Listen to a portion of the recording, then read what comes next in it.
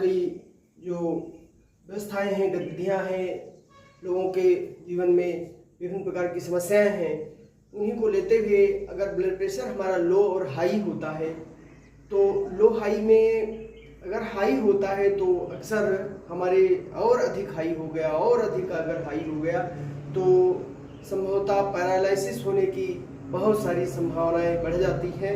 और पैरालिसिस में अगर आपका ये अंग डैमेज होता है, दायां अंग डैमेज होता है, तो बाएं अंग से कहीं ना कहीं समस्या है, जिनकी वजहों से कोई ब्लॉकेज हो जाना या नस कोई फट जाना, तो हमारा शरीर जो क्रिया करना चाहिए वो उसकी नस नाड़ियों की जो क्रिया है वो उनको नहीं मिल पाने के कारण हमारे शरीर में पैरालिसिस हो जाता है। तो वो ये अंग फिर ढपकने लगता है। अगर दाएं अंग में होता तो बाएं अंग ढपकता है, बाएं अंग में होता है तो दायां अंग ढपकता है, अपोजिट होता है। तो इससे हमको कैसे बचें? अगर बचना ये है कि ब्लड प्रेशर लो हाई न होने दें। आप गुस्सा, चिड़चिड़ापन, किसी के ऊपर वेश में आ जाना या अचानक कोई ऐसी समस्या आ जाए जिसकी वजह से आपका ब्लड प्रेशर हाई हो जाए, तो इन सब चीज़ों से आप बचें। जितना मस्त रहेंगे, व्यस्त रहेंगे, उतना ही आनंदित रहेंगे, उतना ही हम इन समस्त प्रकार की बीमारियों से बच जाएंगे। इन सारी समस्याओं को देखते हुए, लेते हुए अगर मुझे खान पीन को अपने सावधानीपूर्वक रखना हो, रखें, तो हमारे इस प्रकार की बीमारियां आने में कोसों दूर भाग जाती हैं और आना चाहती भी हैं, फिर भी उनको बीमारियों को हमारे शरीर में कोई जगह नहीं मिलती, वो वापस चली जाती हैं। या होती भी हैं तो बैक्टीरिया हमारी सारी उनको तोड़ मरोड़ करके भगा देती हैं।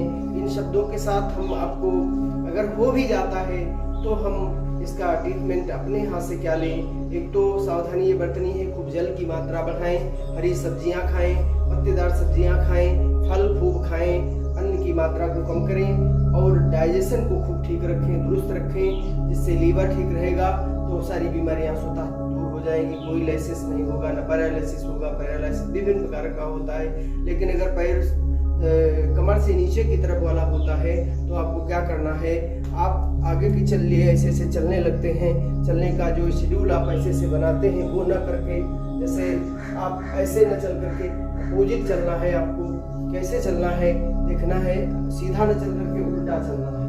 आपको उल्टा चलना है।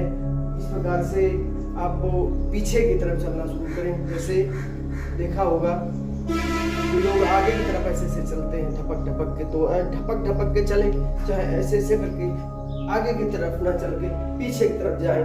जितना जा सकते हैं, जितना जा सकते हैं, एक पैर के सहारे से, दो पैर के सहारे से पीछे की तरफ ऐसे जाना है।